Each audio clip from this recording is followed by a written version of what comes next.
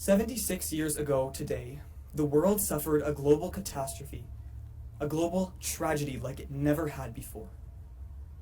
It was the day 140,000 residents of the city of Hiroshima died from an atomic bomb attack.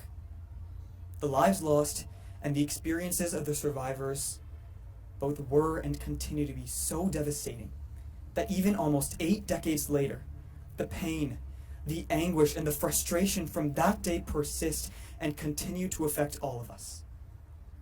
Yet, 3 days after the initial attack on Hiroshima, we made the exact same mistake again at Nagasaki, ending the lives and the futures of another 70,000 citizens.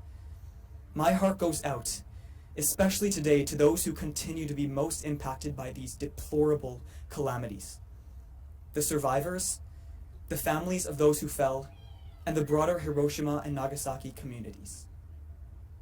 The consequences of these attacks both were and continue to be completely unjustifiable and inexcusable.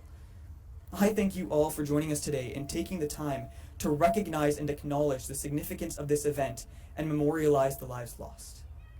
I could go on and on and on and on and on about the immoral and nonsensical nature of these attacks, but I shouldn't have to.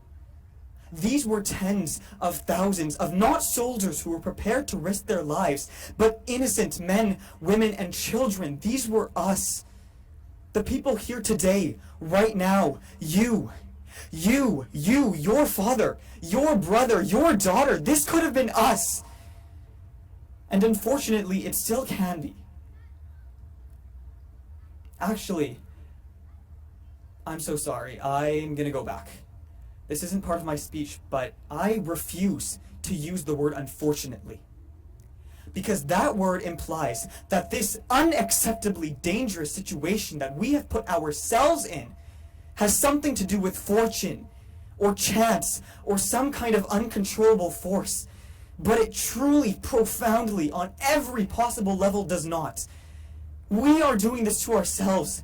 And when I say we, I don't mean Canada specifically. I'm talking about us as a global community. We are putting ourselves deliberately, ourselves and every future generation, in far more danger than we need to be. And that is not acceptable. In reflecting upon the bombings of 1945, it is absolutely imperative that we take a more critical lens when examining our decisions when it comes to nuclear weapons and imbalances. Even today, it is by no means an exaggeration to say that nuclear weapons pose a serious threat to the very survival of humanity. The prospect of another global conflict like World War II in today's world petrifies me. Because I know that if anything like this were ever to happen again, it wouldn't be a question of 2 nuclear weapons. It would be a matter of thousands and thousands of warheads that are far more technologically advanced and powerful than the ones that we possessed 76 years ago. And in discussing this today, my goal isn't to scare anyone. However, today is another important reminder of the urgency of nuclear disarmament. We must continue to mobilize leaders across the country and the globe to combat this menace. We have made this mistake before, not once, but twice. And we have got to learn our goddamn lesson before we make it again. Because, and I've said this before, and I will continue to say this until the day this issue is put to rest, or until the day I die, whichever comes first. And that is, if we don't look at ourselves, if we don't look at the mistakes we made 76 years ago, and every mistake we've made since, and make the change, our children and our grandchildren will never forgive us.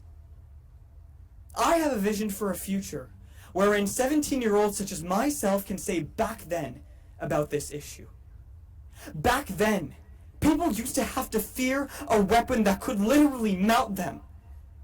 Back then, people used to have to fear a global catastrophe that could take their everything away from them in less than an instant.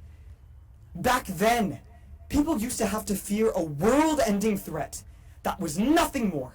And when I say nothing more, I mean absolutely nothing more than preventable. I doubt anyone would say that the legacy of the Hiroshima and Nagasaki attack makes them happy or proud. I am angry.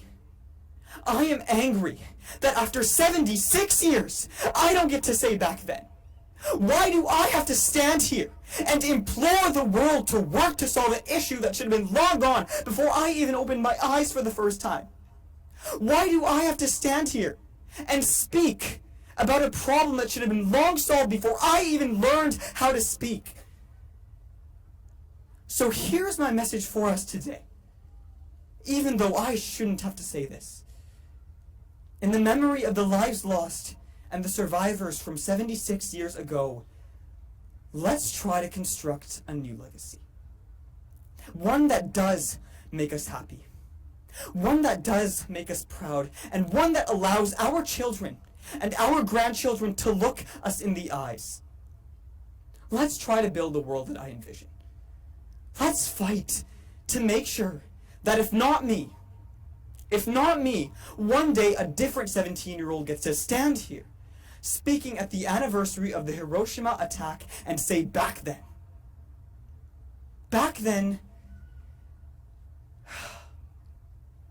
and not anymore. Thank you.